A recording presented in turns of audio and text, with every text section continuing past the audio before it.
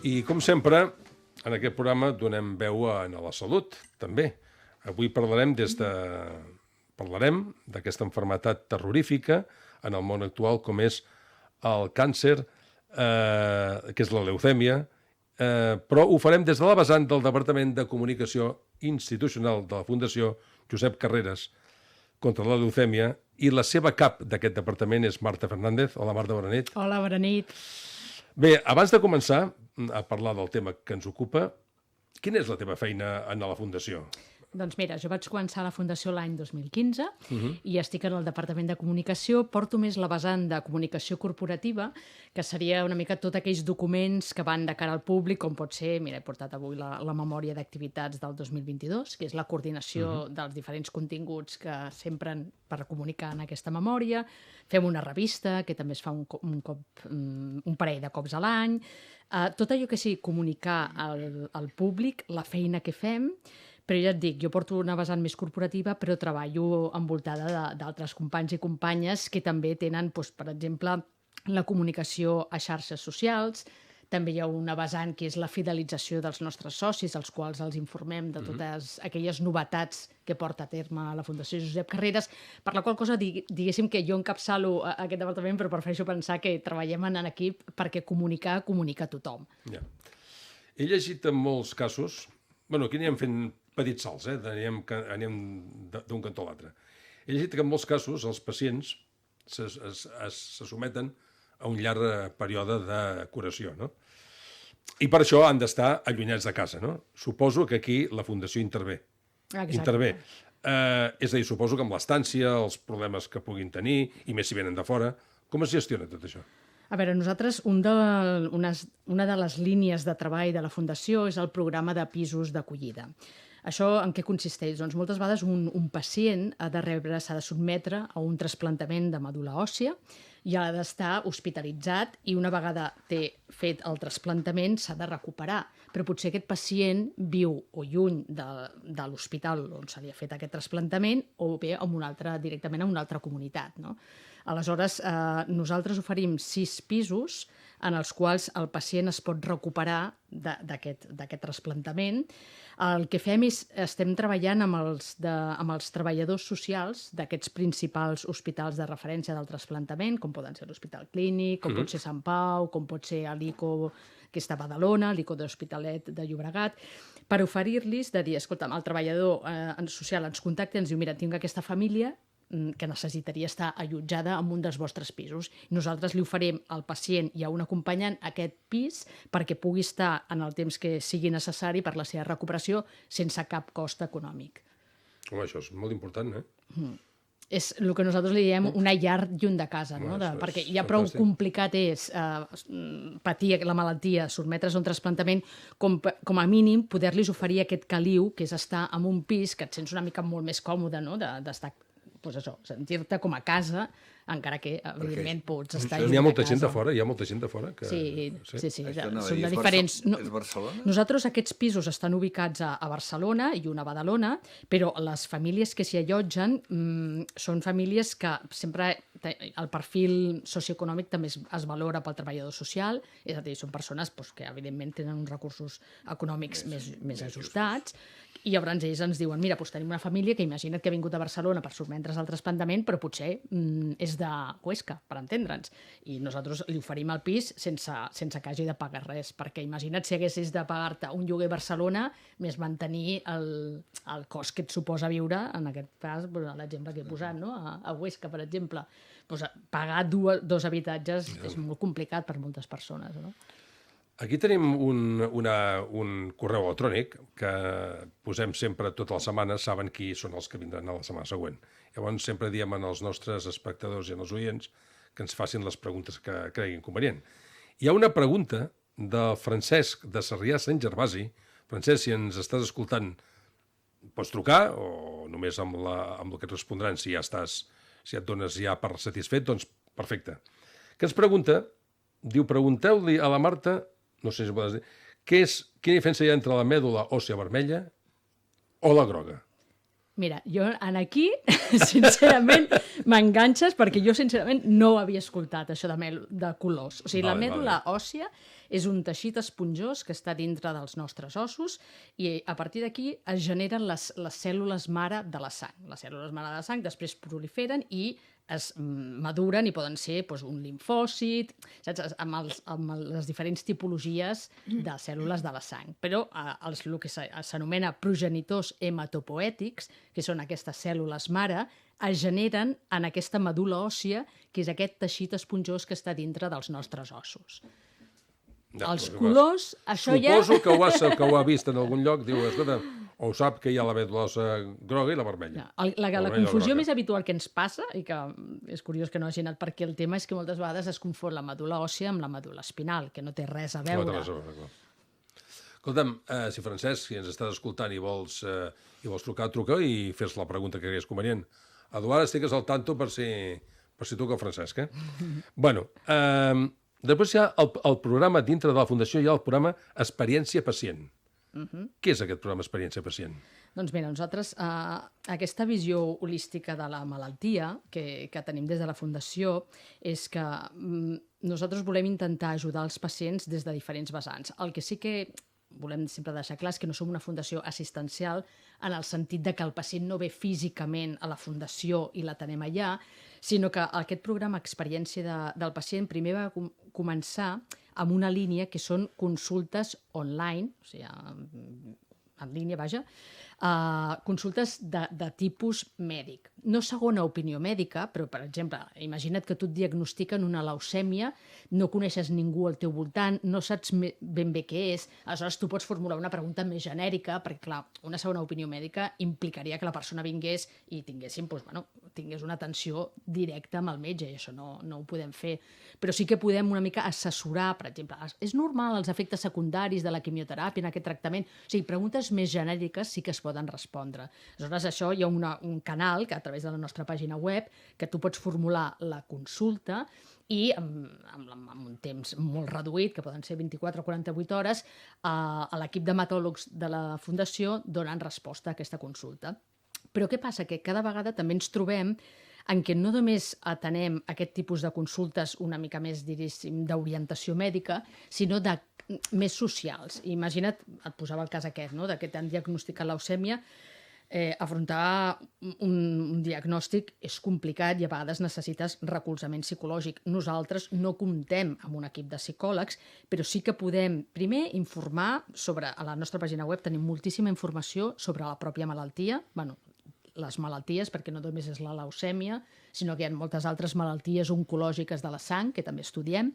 Aleshores, tens informació, no només a la pàgina web, sinó generem recursos informatius a través de podcasts, a través de manuals, amb alguns temes, per exemple, fisioteràpia, efectes secundaris que et provoca la quimioteràpia, sobre el tema aquest, o sigui, més de caire social, i després, a vegades també diríem, si jo no et puc oferir aquest servei d'atenció psicològica que tu necessites, si em dius on vius, et puc orientar quina altra entitat assistencial et podria donar aquest suport que necessites en aquest moment. O sigui, nosaltres diem que és experiència del pacient perquè intentem resoldre aquells dubtes tant de caire més d'orientació mèdica o de caire més social, inclús de dir, escolta'm, què coneixeu algú que tingui més o menys la meva edat i hagi passat la malaltia? Doncs a vegades intentem, si coneixem altres pacients, posar-los en contacte. És a dir, busquem que se sentin el més atesos possible per part del nostre equip. Molt bé.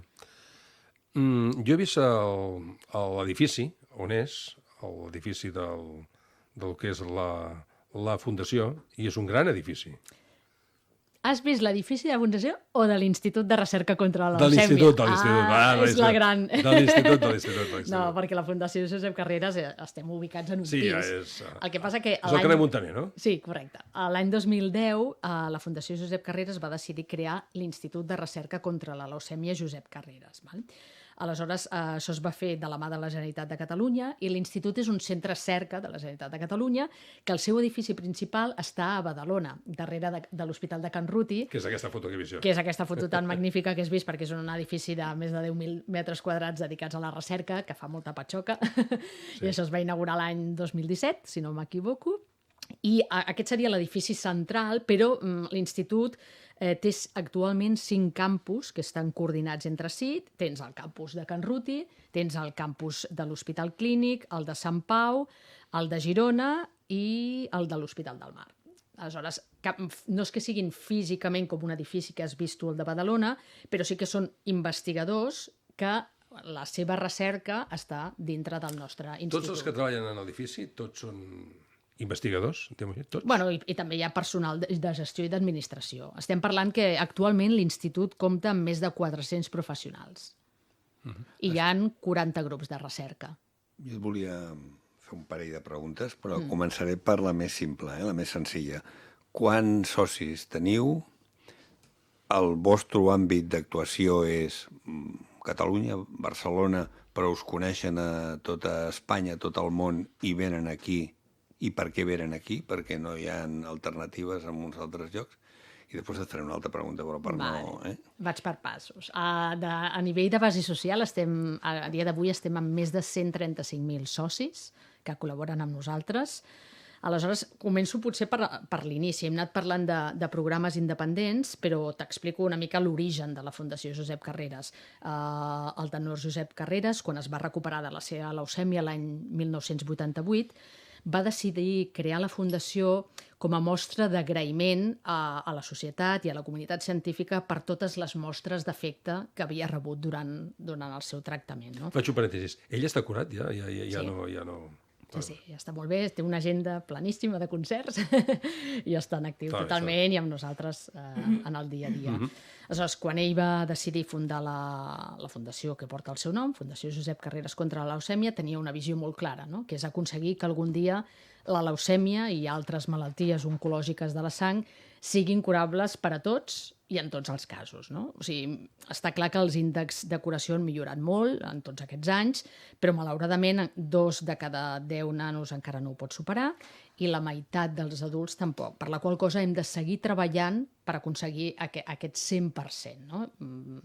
Aleshores, quan va crear la Fundació, un dels primers programes que va engegar va ser el registre de donants de medul·la òssea d'Espanya. En aquell moment, abans de la creació del REDMO, d'aquest registre que us acabo d'anomenar, a Espanya, si una persona no tenia un donant compatible a la seva família, no tenia una solució terapèutica. Clar, això és 3 de 4. Molt limitat, no? És molt limitat perquè 3 de 4 pacients no tindrà un familiar compatible, per la qual cosa haurà de recórrer a un donant voluntari no emparentat. Aleshores, el primer programa que es va crear és aquest registre de donants de medul·la òssia, va ser l'any 1991 i diguéssim que la seva plena implementació va ser el 1994 quan va formar part ja de la xarxa sanitària pública del Ministeri de Sanitat a través de l'Organització Nacional de Trasplantaments. El que em comentaves de quin és l'àmbit és mundial. Per què? Perquè nosaltres gestionem els donants que estan inscrits a Espanya, ¿vale? Però el funcionament del REDMO és que imagina't un hospital de qualsevol punt d'Espanya que diu, ostres, mira, necessito un donant amb aquestes característiques d'histocompatibilitat, una paraula una mica estranya, però bueno, seria una mica de compatibilitat genètica, per entendre'ns, entre pacient i donant. Què fem? Nosaltres busquem en la base de dades de tots els donants que hi ha a Espanya. Si un donant, imagina que hi ha algú de Valladolid que diu, escolta'm, jo vull ser donant de mèdula òssia, doncs ell va al centre de referència de la donació de la seva comunitat, treu una mostra de sang, les seves dades, i les dades es volquen en aquest registre que gestionem nosaltres. Que el gestioneu vosaltres. Correcte. Sou els administradors del... Som els que gestionem aquest registre de donant. Per la qual cosa, l'hospital em diu, escolta, mira, necessito un donant d'aquestes característiques, perquè no només mirem entre els més de 480.000 donants que hi han registrats a Espanya... 480.000? Que hi han registrats a Espanya. Perquè aquí et preguntaria, perdó, un parèntesis, desmitificar una miqueta el que és una donació que no és tan... Això entrarem. No, això sí que no sí, se'n s'oblidi, perquè crec Exacte. que aquí És molt es podria fer una important labor pedagògica. Correcte. Doncs no només es mira entre aquests 480.000 que hi ha a Espanya, sinó que es miren entre els més de 40 milions de donants que hi ha al món. Per què? Perquè el REDMO està connectat amb altres registres que hi ha arreu del món. Per la qual cosa, si em dius l'àmbit d'actuació és el món. He après molt, en un moment he après molt. Aleshores, li busquem aquell donant que pot ser més compatible per a aquell pacient que està en un hospital. I també pot passar que ens contactin registres d'altres països que ens diguin, escolta, el donant que he localitzat, que és més adient pel meu pacient, és espanyol. Doncs nosaltres coordinem el transport, la col·lecta d'aquesta donació efectiva del donant, una vegada s'ha escollit, fins al pacient. No és el donant el que viatja fins al lloc on està el pacient, sinó és la sang. Hi ha un sistema de transport. És un sistema de transport que aquests progenitors hematopoètics, que és una bosseta de sang, perquè tu ho visualitzis, viatgen des del centre on el donant ha fet efectiva la donació fins al centre on està el pacient que ha de sotmetre's al trasplantament en qüestió. Està bé. I som universals no només pel registre de donants, sinó també per l'Institut de Recerca, perquè per molt que diguem que tenim aquests campus ubicats aquí a Barcelona, per entendre'ns, la recerca és universal. Els resultats que es poden trobar en una recerca serveixen per tothom. Hi ha solidaritat internacional, diguéssim. Exacte. Aleshores, el que volem és evidentment, ajudar al màxim de pacients possibles en el món. Una cosa, de tots els tipus de càncer que hi ha, és potser el que és més difícil trobar una compatibilització d'un donant a un altre? No és que sigui... No es tracta de la malaltia en qüestió. O sigui, el que és difícil de trobar és la compatibilitat pacient-donant, perquè és la probabilitat de trobar un donant que s'adequi a un pacient és de 1 entre 3.500. Per la qual cosa és tan necessari, el que comentaves abans, augmentar el de mèdula òssia. Jo parlo només de, clar, els altres tipus de trasplantaments d'òrgan sòlid no ho sé dir, perquè nosaltres portem el que seria la mèdula òssia, que seria, per entendre'n, sang. Aleshores, la probabilitat és complicada, és 1 entre 3.500. Per què? O sigui, quin requeriment té que tindre? No, és un tema de la genètica. És un tema genètic. No és que tinguis la sang d'un tipus que sigui d'un altre. No, és un tema de la histocompatibilitat. Sí, és una mica més complexa, però nosaltres fem molt d'èmfasi en informar molt sobre què és la donació de mèdula òssia, que a la nostra pàgina web fcarreras.org hi ha un apartat que és de donants de mèdula òssia, en el qual informem molt bé del què és i del que no és la donació de mèdula òssia, perquè el que us comentava abans, moltes vegades la gent diu no, és que me van a tocar la espalda. No, perquè no és la medul·la espinal.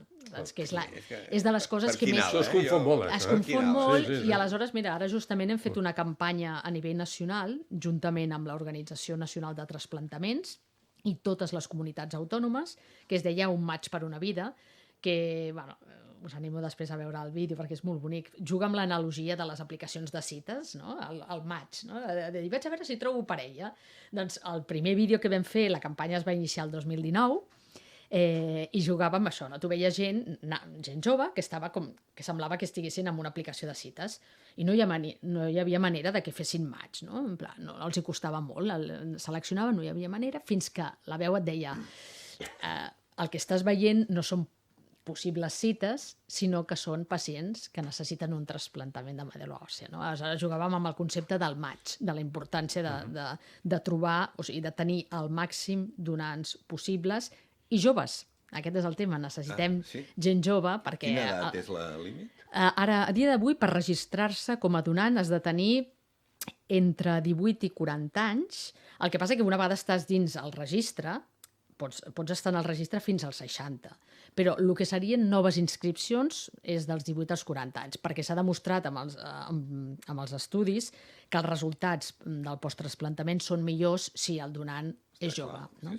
Aleshores, interessa molt orientar-nos a un perfil de públic jove perquè, evidentment, contra més jove, més anys romandràs inscrit en el registre. No?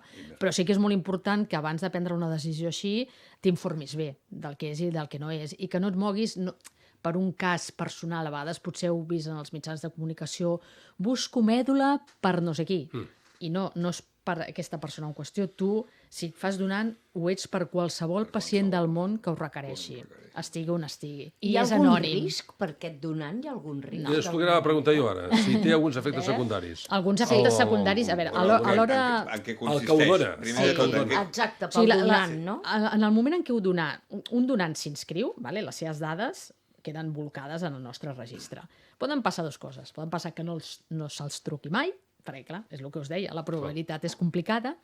Llavors pot passar que sí, que resulti que has fet el match perfecte amb un pacient. Aleshores, nosaltres, evidentment, es fa una revisió mèdica, es revisa que tot que estigui bé, d'un bon estat de salut tant per ell com pel pacient, evidentment. I aleshores hi ha dues maneres de fer efectiva la donació. Una és per sang perifèrica, que és la més comú a dia d'avui, diria que més del 80% és per sang perifèrica, i perquè us feu una idea seria una espècie de diàlisi. Vale? Primer, el donant s'ha d'injectar unes injeccions subcutànies, perquè el que s'està injectant és una cosa que es diu és una hormona que es diu factor de creixement, que fa que aquestes cèl·lules mare que us comentava, que estan anidant dins de la medul·la òssea, aflorin el torrent sanguini, aleshores sigui més fàcil d'extreure-les. Aleshores, tu et poses aquestes injeccions subcutànies, que són molt senzilles de posar, que la persona s'ho fa a casa seva, i aleshores ve el dia de la donació efectiva. Doncs aquell dia el donant va al centre hospitalari, aleshores per un braç surt la sang, com una espècie de diàlisi. La sang passa per un separador cel·lular, el separador cel·lular es queda amb els progenitors hematopoètics i per l'altra vena, de l'altre braç, li entra de nou la sang. Això què li suposa? Estar-se 2 o 3 hores sentat allà, tranquil·lament còmode, veient una sèrie de Netflix, i després, doncs mira, què pot passar? Pues que tingui potser una miqueta de sensació de cansament o de constipat, però res comparable amb la satisfacció de que saps que segurament hauràs salvat una vida amb aquest gest. És una de les poques donacions que es poden fer en vida. Tu no sabràs a qui li fas, perquè la donació de medul·la òssia és una donació anònima, altruista, però bueno, sí que és molt bonic. En les nostres xarxes socials moltes vegades compartim testimonis de donants que han fet efectiva una donació i ens expliquen, és que per mi és com tan important com el dia que em vaig casar o el dia del meu aniversari, i pels pacients quan reben un trasplantament, clar, per ells segurament el trasplantament és... Saben els pacients? És anònim, mai sabran. Sí que, si volen, es poden escriure una carta que es canalitza des del registre sense cap mena d'informació i nosaltres la podem fer arribar, però tot és anònim 100%. No? I aleshores, clar, els pacients celebren el que hem creat nosaltres el terme d'ell cumple vida, que és el segon aniversari, el dia que van néixer i el dia que van rebre la medul·la òssia que els ha permès tenir una segona oportunitat de vida. La segona oportunitat vols dir que queden... Jo pregunto perquè tothom ho entenguem bé, Vol dir que aquell pacient necessitava per tenir una... Després, si es cura o no, pensa que també hi ha complicacions. Per tindre una oportunitat de curar-se té que passar per aquí. Diguéssim que és... No tots els casos, parlo d'algun. Diguéssim que és un pas... És un pas en alguns pacients i amb alguns tipus de malalties oncològiques de la sang, que és una de les opcions terapèutiques que gràcies al fet de tenir un registre, perquè és el que et deia, 3 de cada 4 pacients no tindran un familiar compatible i hauran de recórrer a un donant voluntari. Aleshores, per això per als pacients és tan important i diuen un cumple vida, no? Perquè quan ho superen, evidentment després poden haver-hi complicacions post-trasplantament que no tenen res a veure amb el donant, sinó que és la pròpia evolutiva de la malaltia. Però sí que els estàs donant una oportunitat de vida. Això el donant li satisfà molt i el pacient, doncs, evidentment, no pots imaginar l'agraïment que senten cap a aquell donant que no coneixeran mai, però saben que està allà. Les institucions us col·laboren amb alguna cosa? La fundació és una fundació privada, és a dir, nosaltres tenim aquests més de 135.000 socis que són imparables, és un adjectiu que és el nostre segell. Sempre diem, som uns imparables contra la leucèmia. Es pot aportar més quantitat o menys quantitat, no? Exacte. No, tu pots aportar el que vulguis, no fa falta que sigui ni mensual ni trimestral. Nosaltres no diem que no a res, evidentment tot ho agraïm, perquè tots aquests granets de sorra ens possibiliten que puguem seguir invertint en recerca científica, millorant els nostres programes i línies de treball, és a dir, que qualsevol col·laboració és benvinguda. Però vull dir, a nivell d'institucions, de govern i coses... No es tracta, no és un tema de subvencions, no funcionem per subvencions, sinó que col·laborem amb xarxa, evidentment, doncs, el que us deia, no? Amb el Ministeri de Sanitat, perquè nosaltres som els gestors d'aquest registre, col·laborem amb moltíssimes institucions... A lo millor, Bel, tu anaves amb el sentit de que, per exemple, qui fa una aportació, un donatiu a una ONG està alliberat amb l'hora de pagar l'IRPF d'una part de la quota que té que pagar, que no sé si esteu en el cas. Aquí hi ha un incentiu, una ajuda fiscal, sí, perquè, clar, això existeix per totes les la persona que ONGs. aporta a la fundació sap que després a la renta li tornaran el 50 o el 60%. Sí. No, jo anava amb això, de que si hi havia alguna subvenció. No, però això són les desgravacions fiscals que hem d'estar tots molt agraïts, perquè a totes les entitats no lucratives ens existeix, és a dir, qualsevol persona que vulgui ser sòcia d'una entitat sense ànim de lucre després té uns beneficis fiscals. Tant a l'institut com la fundació, hi ha algun tipus semblant al resta de l'Estat? Jo et diria que no, per una raó, perquè és el que us comentava, intentem tenir una visió holística de la malaltia. És a dir, nosaltres sempre ens agrada dir que estem des de la pollata, que és una paraula una mica lletjota, però us ho imagineu a un investigador en el seu laboratori, amb el microscopi, doncs aquella taula es diu pollata, mira, són aquestes coses. Doncs estem des de la recerca més bàsica, no? Del laboratori, d'estar amb el microscopi mirant la cèl·lula, fins al costat del pacient, atenent-lo, no físicament, el que us comentava, no som assistencials, però sí que oferint-li aquest programa d'experiència al pacient, oferint-li, si necessita un donant, a través del Redmo. Per això et dic que toquem molts punts, que potser, evidentment, hi ha altres entitats que també tenen la paraula leucèmia en el seu core, però nosaltres el que ens agrada pensar que tenim diferents línies de treball que abarquen i ajuden el pacient des de diferents vessants. No? Bueno, Marta, ja saps que estem acabant i ja saps que ara hi ha la secció aquesta. Em permets saber Sí. una última pregunta? Anem a veure, la gent, quan es té començar a pensar que pot tindre aquesta malaltia? És a dir, això no se sap. Primer, l'origen no se sap. No, vull dir, hi ha alguna senyal al teu cos, o diverses senyals que juntes et diguin... Cansament. I la segona seria, per estàndard, quan demanes un anàlisi clínic rutinari, anual, hi ha un indicador que et doni... Sí, pensa que com que estem parlant de càncers hematològics, que són càncers de la sang, per la qual cosa... Tens uns indicadors que ja et sortirien per... Alterats. Si fas una revisió cada... Alterats. Sí, el que passa que ja et dic, nosaltres podem dir xifres generals de dir, cada any a Espanya tenim, 6.000 nous casos de leucèmia, 10.000 de linfomes, que és una altra malaltia oncològica de la sang, 3.000 de mieloma múltiple, estem parlant de xifres generals.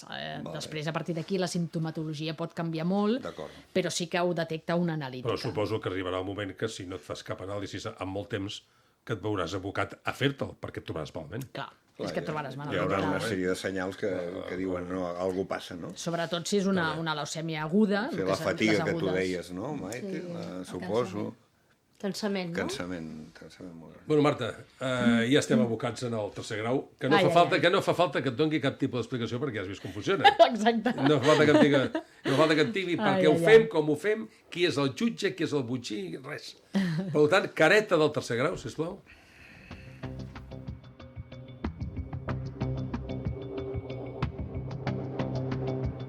Al tercer grau, a l'entrevista del dia. Preguntes. Sí, clar. Bé, Marta, aviam, estàs preparada, no? Vinga, som-hi. Primera pregunta, com es podria fer-te la vida més fàcil? Doncs mira... L'euromillones. A veure, un euromillones sempre és benvingut, La veritat és que soc una persona que crec que soc bastant de fàcil tracte, per la qual cosa, mentre no em vinguis sorrut i amb el caràcter, anirem bé. Perfecte. A veure, què diu el nostre botxí?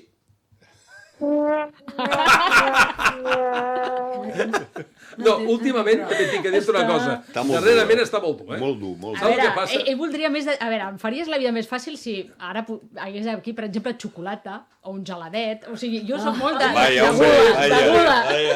I si passes i li dones unes quantes coses d'aquestes amb ell, que suposo que també les Exacte, agradaria. a veure. Bueno, comencem malament, Marta? Sí, ja Aviam. veuràs tu. Aquestes hores de la nit ja no rendim igual. No, però sí que és veritat que està molt dur, ara. Està molt El dur, Duart està molt dur. A veure, quina és la millor tàctica per caure bé als nens o nenes? Inventar-te la mentida més gran possible i adornar-la moltíssim perquè aleshores al·lucinen. Jo m'he fet passar per actriu, per mil coses, i llavors comences a farcir, i és veritat, i tant, i li comences a ficar més salsa, i aleshores Més pa que acaba el formatge. nen Més pa. enamoradíssim. Aviam. Bueno, aquesta. Aquesta sí. Tercera pregunta. Què faries durant un any sabàtic? Doncs mira, jo sóc una apassionada del senderisme, aleshores està claríssim que motxilla a l'esquena i fer bastantes rutes, el destí m'és igual, però caminaria molt. Camino de Santiago suposo que l'has fet. He fet trossos, sí. He trossos. fet trossos, però viatjaria sobretot i si pot ser la major part del temps caminant. Caminant. A veure... Mira, li ha agradat. El tio també fa excursions. A veure, quina publicació o classe de publicació a les xarxes socials t'enfada més? Home, et diria que el que s'anomena fake news, saber que alguna cosa és falsa i que ho estan adornant com si fos una veritat, i això realment fa molt de mal perquè, evidentment, has de tenir un criteri crític que no sempre tens la informació adequada per poder discernir si allò que estan comunicant és veritat o no. Però si en un moment donat detectes que és un fake news i veus allà no sé quantos likes, a mi això em posa dels nervis. A veure... No, i a més, ho diu convençut, perquè a més, abans de picar ja fa així. Com vull dir, m'ha agradat això. Cosa que no passava amb tu, Maite, no... Ho sento. No li facis. No et pensis, A veure, Jo cinquè... he guanyat, Sí, veritat. sí, has guanyat. T'ho recorda perquè sembla que t'hagis oblidat, No. Ha tret un 6. Un aprobado alto. Bueno, escolta, no està mal, no està està mal. bé. També us tinc que dir, a vosaltres dos que no ho sabeu, que dels 200 convidats que han passat amb els 4 anys que fem el programa, que hagin fet la 5, que li hagin agradat molt, són 6 persones. 6. Uf. perquè li han donat propina. Exacte. Aquí hi havia hagut un sobret, Algun joc brut, segur, Sí, alguna cosa. No, perquè tu ets incorruptible, oi? Sí, no, ell no és... Exacte, incorruptible, aquesta és la paraula. A veure, cinquena pregunta i última. A quina proposició sempre s'hauria de dir que no?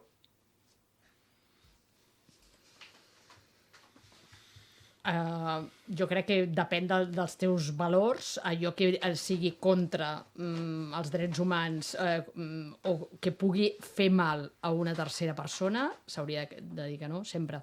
O sigui, sempre hem de vetllar, som una societat i hem de viure en pau entre nosaltres, llavors tota aquella proposició que sigui atacar un tercer o fer alguna cosa que vagi en contra dels teus principis s'ha de dir que no al moment. Eduard? No. Bueno, 4-1, no? 4-1, no? 4-1, Eduard, no? No està mal. Vale. No està mal. Escolta'm, Marta, ha sigut molt enriquidor tot el que ens has explicat. Moltes gràcies. I espero que les recerques vagin com un coet i que es vagi fent les coses tan bé com les esteu fent. És una Moltíssimes llàstima gràcies. que cap de nosaltres puguem ser donats. Has pensat el mateix, El fet, som dinosauris, vull dir que... Bueno, però podeu fer-vos socis o fer un donatiu Ja. puntual. Això sí. I enhorabona, perquè des de luego és fantàstic molt el bé. que feu tots, Moltíssimes gràcies per donar-nos l'oportunitat de venir a explicar-ho també. Molt bé, Marta, doncs fins la propera. Bona nit i que vagi tot molt bé. Bona nit. Nosaltres continuem.